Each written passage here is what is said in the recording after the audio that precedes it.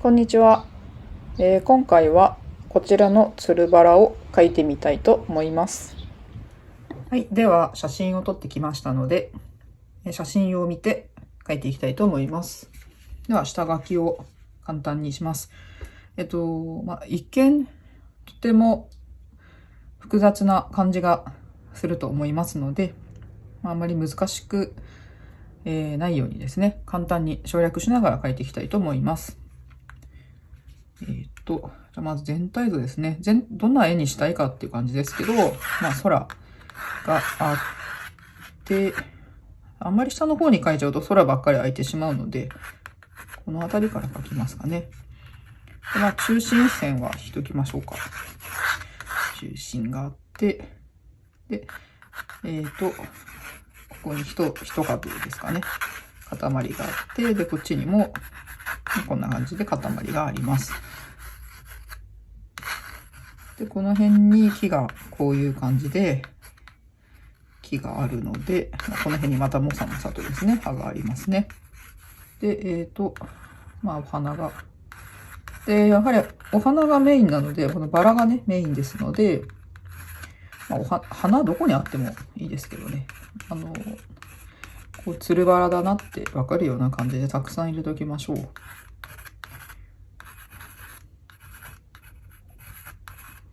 ちょっとお花大きく描いてもいいと思います。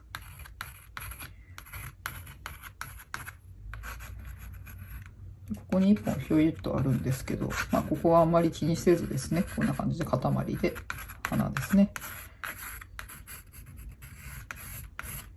ちょっと幹がいますね。枝というんですか。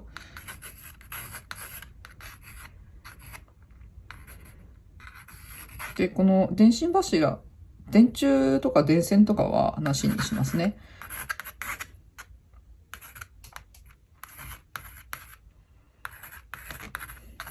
はい。では、本来この中心線は消してください。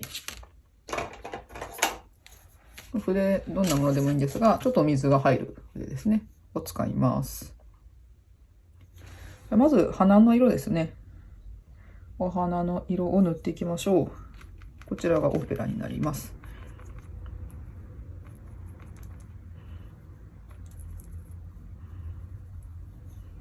で、光がこちらからね、当たってますね。じゃあ、オペラの色。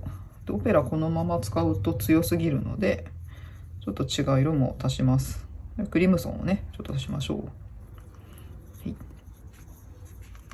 じゃあ、まず明るめのピンクをイメージして、この花、赤ピンクっていうんですかね、のバラの色なんですけど、まず明るいところからなんで、ちょっと薄めに、こういう風な感じでね、塗ってしまいましょう。ちょっとこう花の白いところを、花びらと花びらの隙間ですね。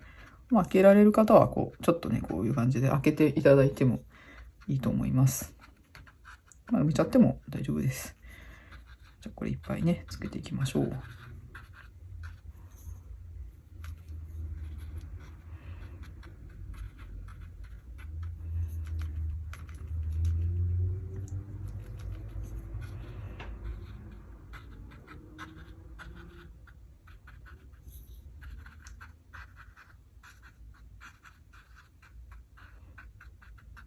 で、下書きがないところにもですね、ちょっと奥花をね、入れていきます。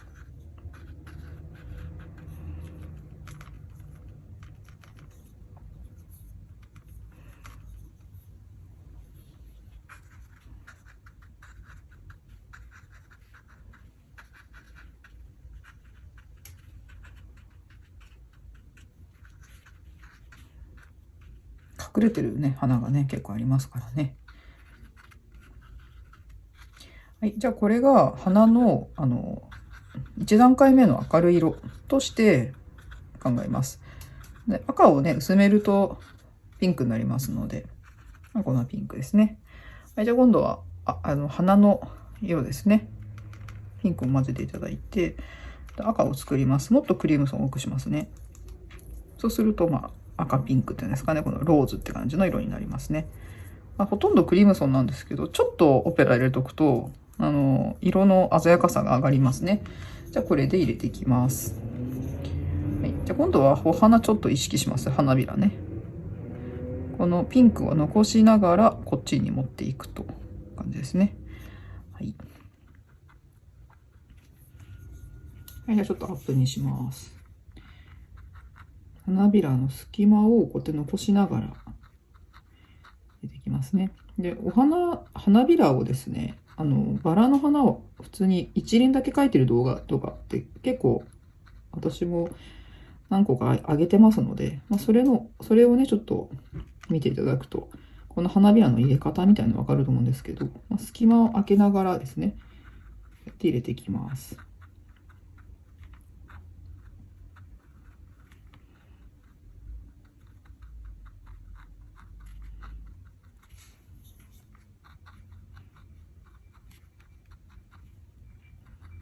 小さいのはね、いいですね。ちょっと大きいのをね、花びらをこう意識しながら。でピンクが残れば、それは光が強く当たっているということなので、このピンクもね、残した方がいいですね。下の色ですね。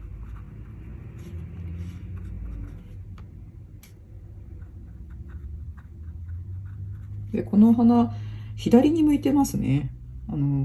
黒いところがね、中心が左側に向いているので、ちょっとそこら辺も意識するといいかなと思いますね。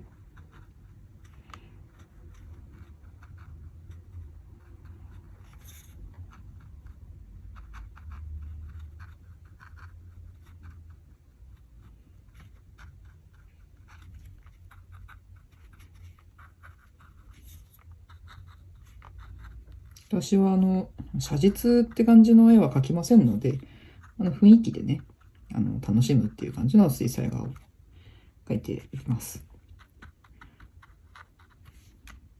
自分で見たそのイメージがそのまま絵に入ったらいいなっていう感じですね。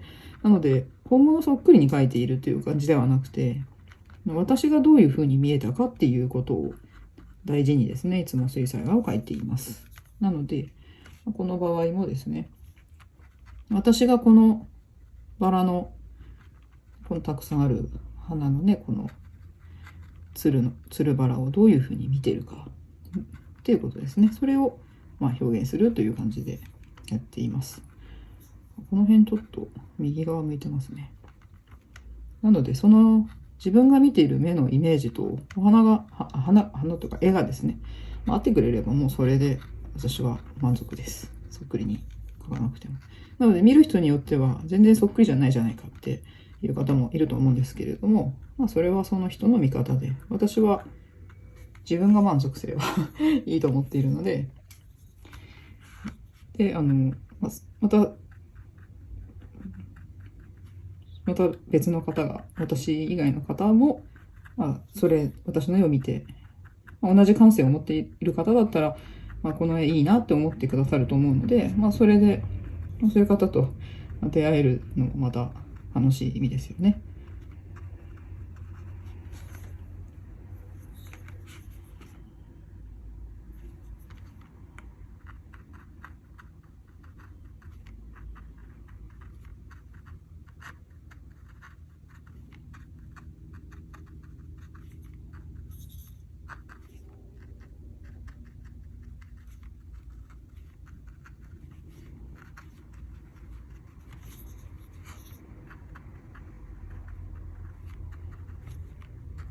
なんて、じゃそっくりに描けないし、言い訳に思われてしまうかもしれないんですけれど。それはそれでそれはそれでいいです。言い訳かもしれませんね。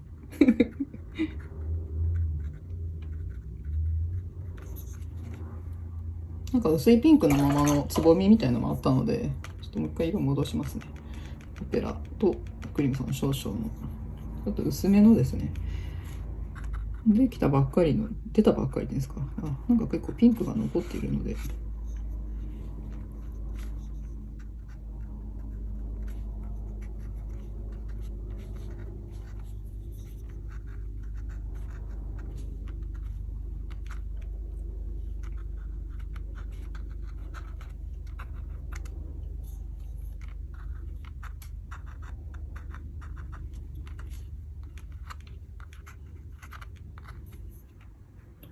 はい。では、こんな感じで、鼻のね、赤いピンク、赤ピンクみたいな色は塗りました。では、鼻の中心ですね。これ暗くなってますので、これ入れていきましょう。少々ウルトラマリンを足します。紫をお持ちの方は紫でも結構なんですけど、ウルトラマリン足すと、ピンクがね、こうやって紫になっていきますので、これをやって、中心にね、入れていきましょう。で中心は暗くなってるところがね、中心です。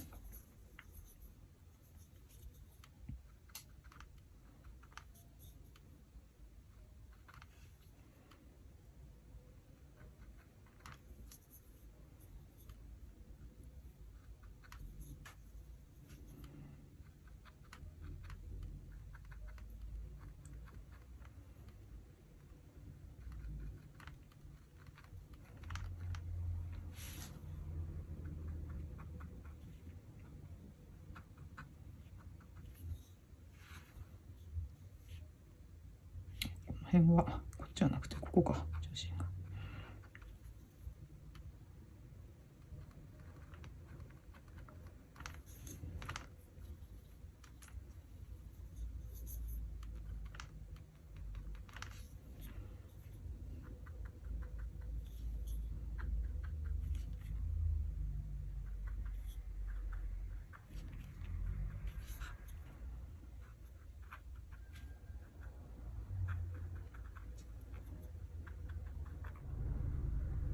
はい。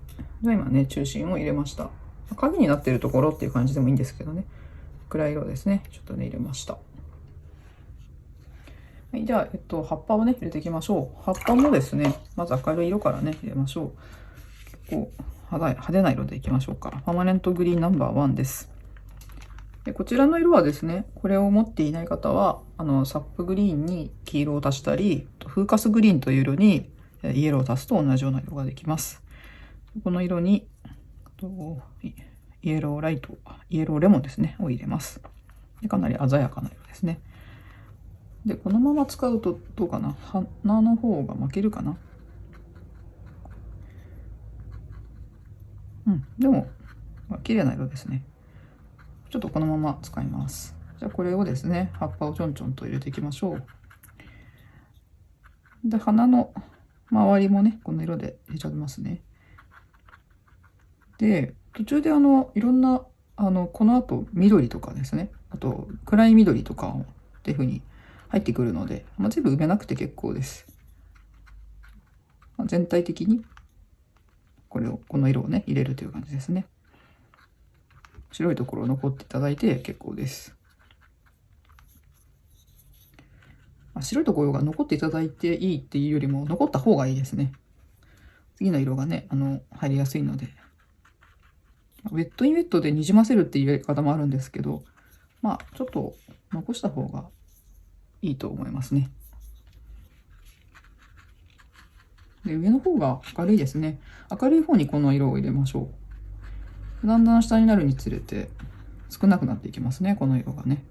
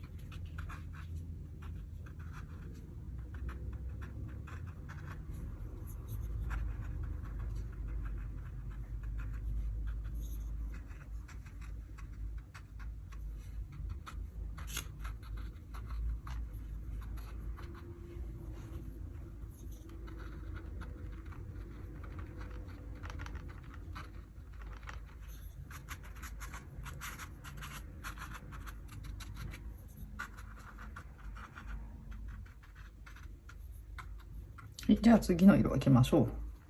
この色に足しちゃっていただいて結構ですので、プルシャンブルーまたはコバルトブルーヒューですね。どっちでも結構ですので入れてください。そうするとこういうね、濃い緑ができます。かなり青緑ですね。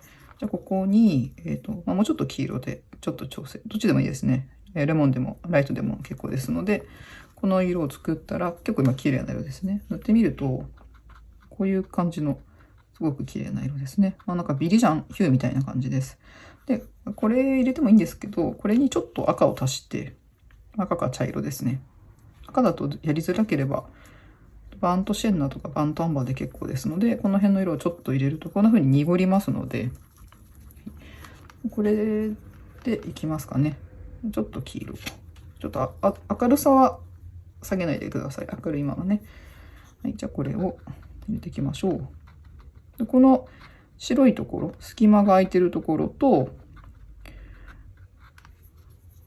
あとこの先ほど塗った色の上にも塗るんですけど、先ほど塗った色は潰しきらないでくださいね。残すとこういう明るい葉っぱがね、こうやって残りますので。じゃあこれね、できます。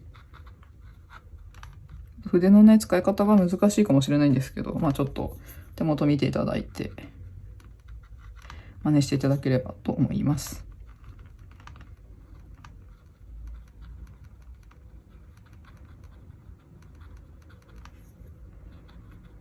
で、まだ白いとこ潰しきらなくて結構です。まだ、潰しきらなくて結構ですって言い方は変ですね。潰さない方がいいです。暗い色が入ってきますのでね。重ねて暗い色やってもいいんですけど、暗い色が白地の上に乗るっていうところもね、あっていいと思うので、ちょっと頑張って白いところをね、結構ですどころか、頑張って白地を残してみてください。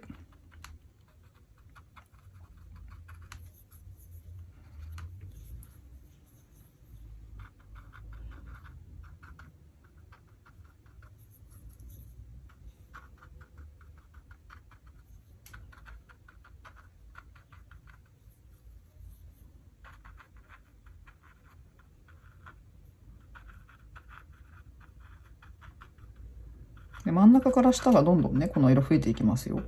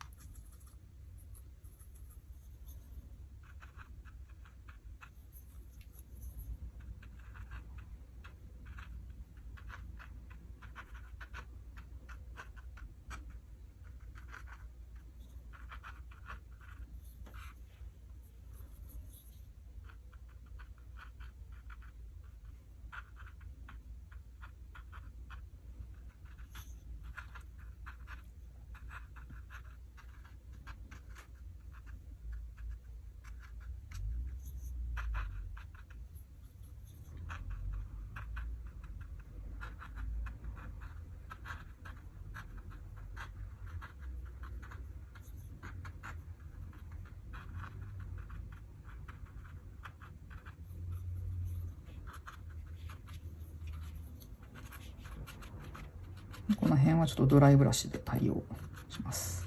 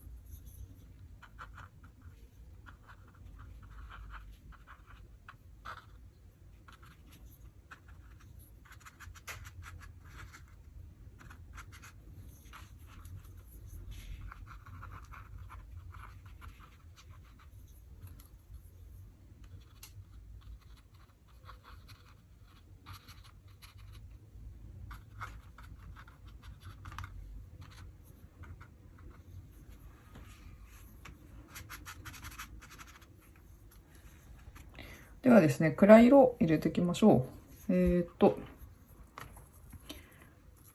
ルシャンブルーと、さっきの色ですね、イエローとバントシェンナですね。さっきと同じ色です。で、この色、もうちょっと暗い色にしますね。はい、じゃあもっと青入れます。かなり強めの暗い色がね、こう暗め、青い、強い緑っていうんですかができます。この辺ちょっと入れますね。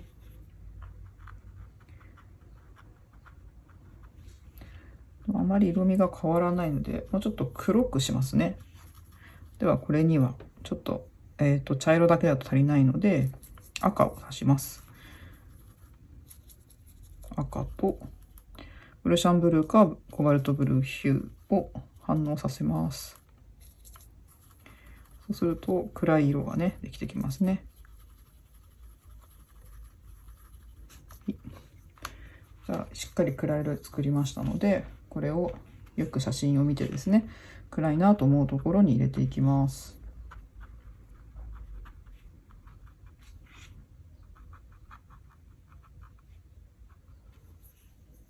でちょっとね、薄めて大きくちょっと影つけてみましょうか。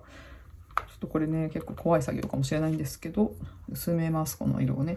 そして暗いなと思うところに大きくざっと筆を少し寝かせてですね、ガサガサさせずに入れます。でこの時にバラにもかけます。そーっとね。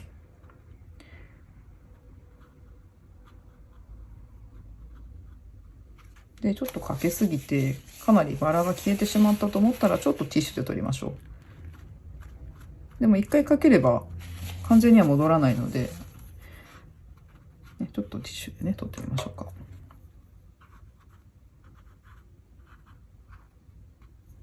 じゃあもうちょっとやってみますよ。この辺もね。大きな影。この辺もありますよね。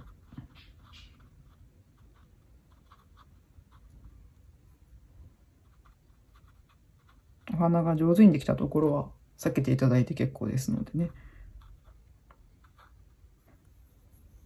でここら辺ちょっと電信柱があるからこういう影がねあるんですけど、まあ電柱はないと考えますので、こんな感じでね。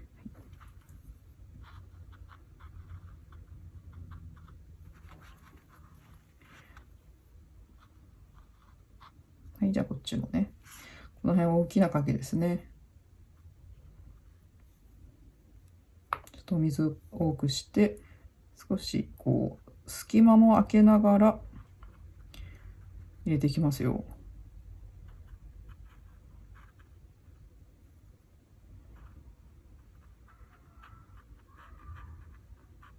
明るい葉っぱも、光が当たってる明るい葉っぱもね、ちょこちょこ見えますので、それも抜きながら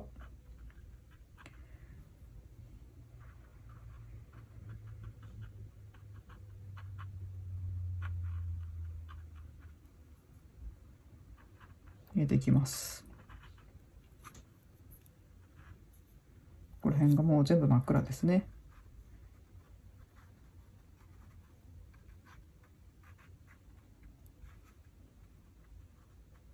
ドライブラシでやっていただいても結構なんですけど、ちょっとお水が多いとね、色が薄くなるのでね、それも使えるようにしておくといいかなと思います。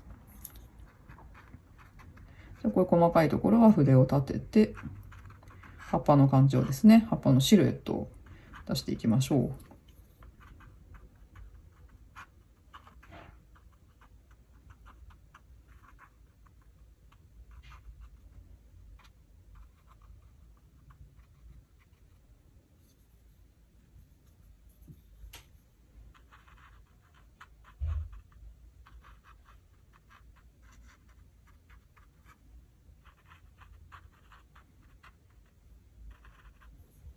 この明るい方にもですね、暗い色がちょこちょこありますので、それを見て入れていきましょう。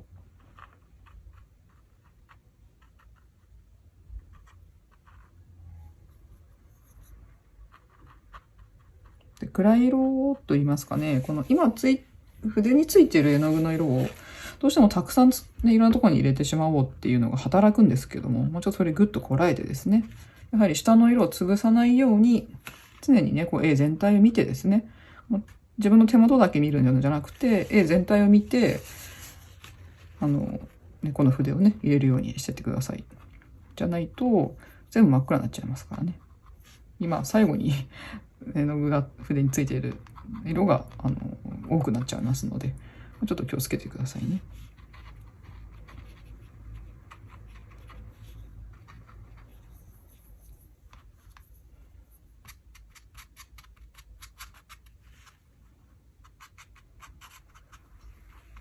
これがドライブラシですね。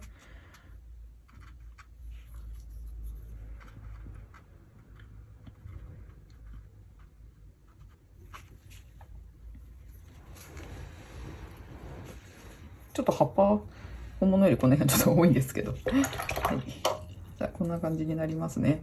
じゃあ、あとですね。この辺、今、暗い色をね、ベタっと塗ったんですけど、この辺ちょっと白いとこ欲しかったなっていうところにね、はい。このね、筆。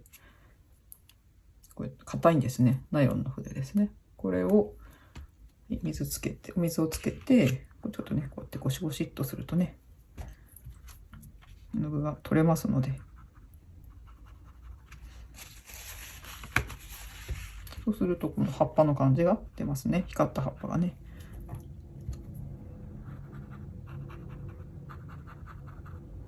でまだ塗ったばっかりなので結構簡単に取れちゃうんですね。これ時間が経てば経つほどこれリフトアウトという技法なんですが取れませんので早く取ってくださいね。早めに取っておくと簡単に色が取れます。どうでしょうか。白がねこう浮き上がってきましたね。残せればいいんですけど、やっぱ残すのってね、筆の使い方非常に難しいんですね。なので、すぐにできることではないので、それは練習あるのみなんですけれども、なので、最初は、やはりこう、後からね、こうやってリフトアウトで取るっていうのが、一番オーソドックスかなと思います。なので、潰れてしまったからってもうがっかりしないでですね、こうやって取るっていう作業も大事ですので、そうするとだんだん白いところ、どの辺に残せばよかったのかなっていう風のを覚えていきますのでね、そうすると筆でも残せるようにね、だんだんなってきますので、諦めずにね、まずこういう風にリフトアウトをしっかり使うっていうことをね、やってみてください。綺麗にね、取れますね。またこれがキラキラ光った感じにね、見えますよね。こう白く残ってる部分と、こんな風にこうふわっとね、なってる部分って結構違うんですよ。こんな感じですね。こっちが筆で残した部分ですよね。はっきりしてますね。エッジって言うんですけど、このね、境界線が。で、この筆でリフトアウトしたところって、なんかね、白くこう、水で取ったところって、なんか自然に、こうなんかね、本物みたいな感じがしますよね。光が。こういう風な違いがありますので、リフトアウトもね、上手に使っていただければと思います。こういうとこもね、こうゴシゴシとすると。ただお水つけてるだけですか。このナイロンの筆に。こうね、こういう感じです。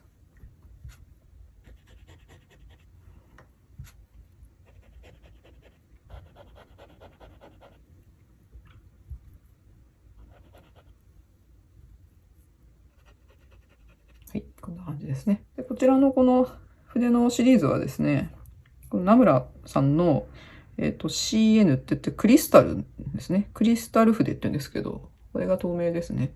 これ 100% ナイロンなので、はい。なので、結構取りやすいですね。なので、ナムラのこういうクリスタル筆ですね。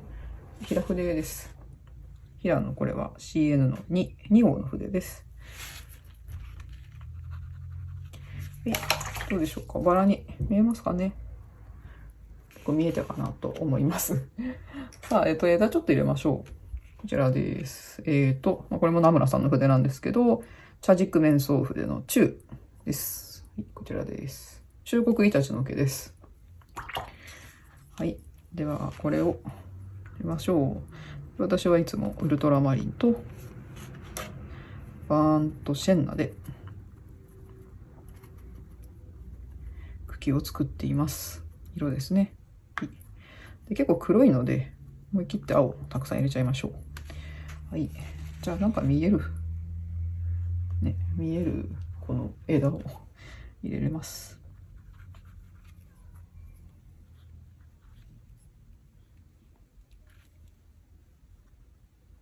ちょっといい加減なんですけども、まあすごいいっぱいね、バラなのであると思うんですけども、で、まあちょっとね、見えるとこだけ入れときましょう。なんだかよくわからないので。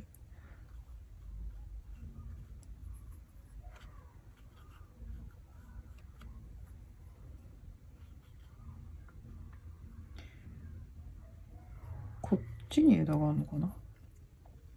2本ぐらいこう、ね、木があるということで、つるなので1本の木からバーっと、ね、出てるのかもしれません。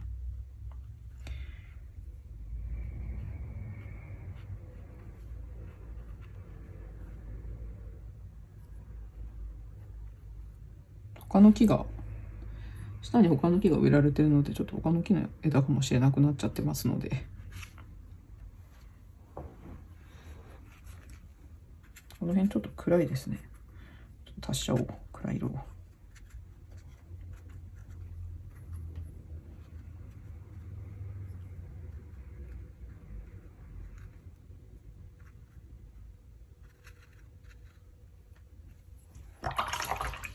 じゃあこんな感じなんですけれども、空の色がねすごい綺麗なんで、空も入れますかね。セルリアンブルーです。コンポーズブルーとか何でも結構ですのでね、青の色はこれね入れます。セルリアンブルーとちょっとコバルトブルーヒュー入れようかな。なんか色がちょっと濁ってますけど、このぐらいの色はしてますかね。5月、濃い。5月の空の色ですね。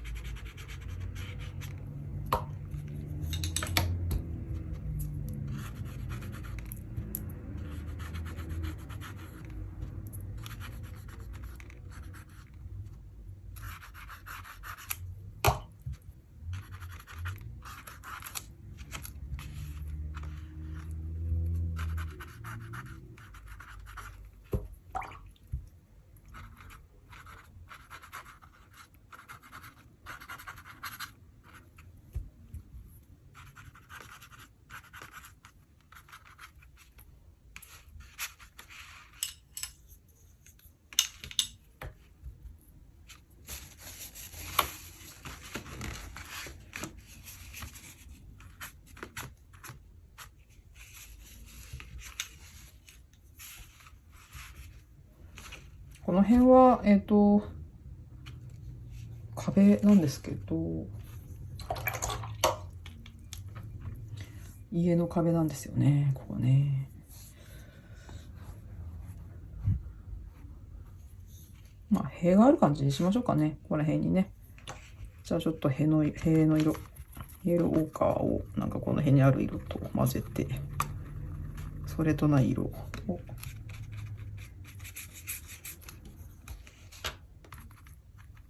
ちょっとピンクも入れて、塀の色作ってですね、ちょっと薄く塗りますか。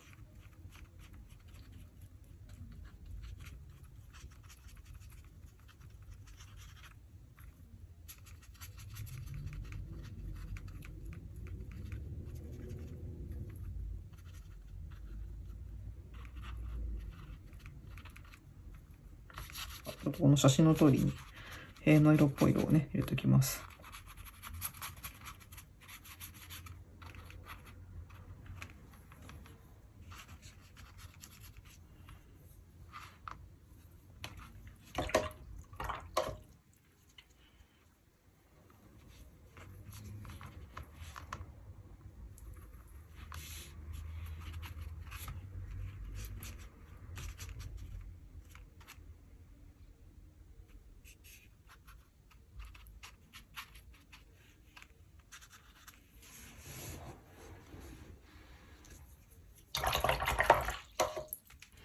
そしてこれが塀となると、ちょっ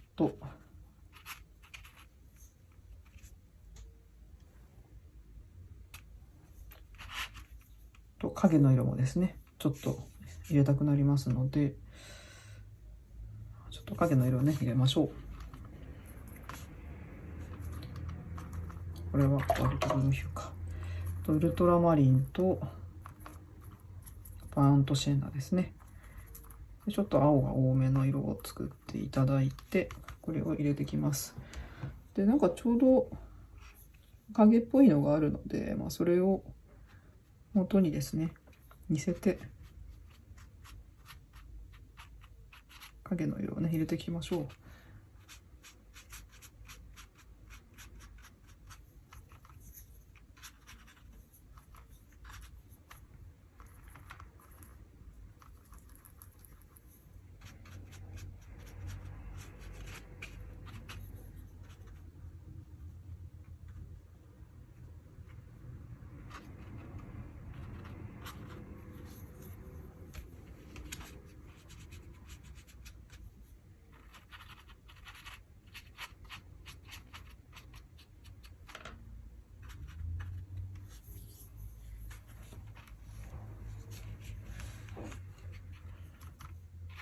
ちょっと想像でしかないんですけども、この辺に壁があって、このバラがあって、影が落ちてるというね、イメージです。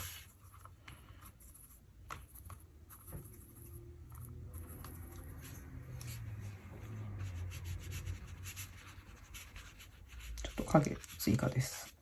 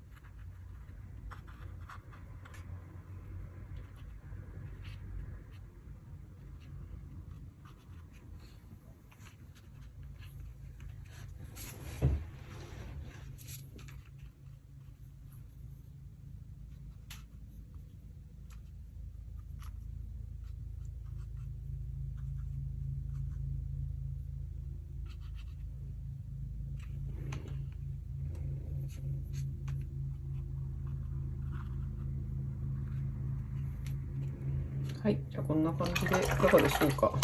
ちょっと壁に見えてくれれば、壁にぶつかっている、壁に沿って生えてる、このバラという感じのイメージになってくれたらいいなと思います。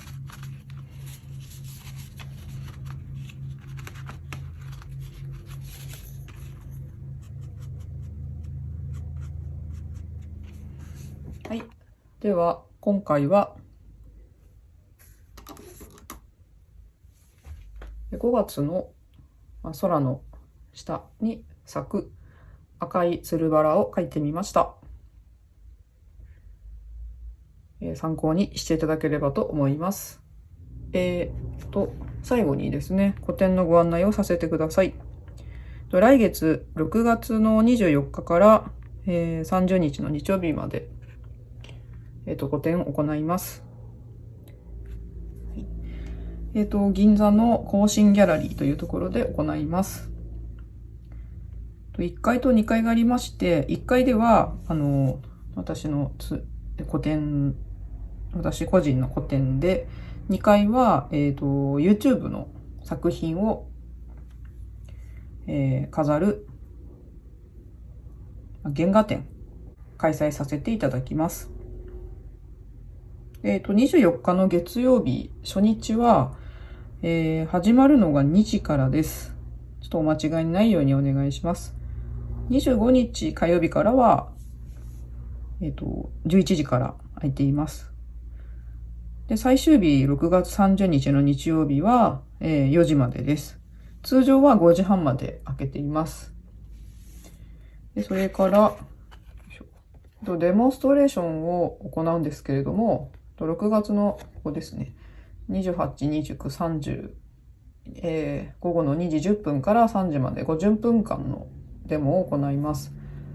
3日間とも違う絵を描く予定ではありますが、一応お一人様1回限りとさせていただきますので、もしかしたら同じ絵を描くかもしれません。ちょっと、体力次第です。これが1回で、1回の絵の感じです。でこれ2回 YouTube 展ですね。懐かしいと思うんですけれども、昔から見ていただいている皆さんは、ご存知の絵だと思います。講座ナンバー69の絵ですね。確かイエローオーカーで、黄色の代わりにイエローカーを使って風景を描くというね、講座でした。これの絵ですね。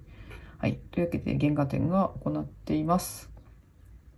ぜひ、ご観覧いただければと思っています。もうちっちゃすぎて見えないですね。A2 出口から出ていただいて、そうですね、7分、7、8分ぐらいだと思うんですけど、こんなところでございます。住所です。私は毎日在廊をしている予定でございます。ぜひ、お近くにいらした際は、寄っていただけると嬉しいです。本日も最後までご観覧いただきましてありがとうございました。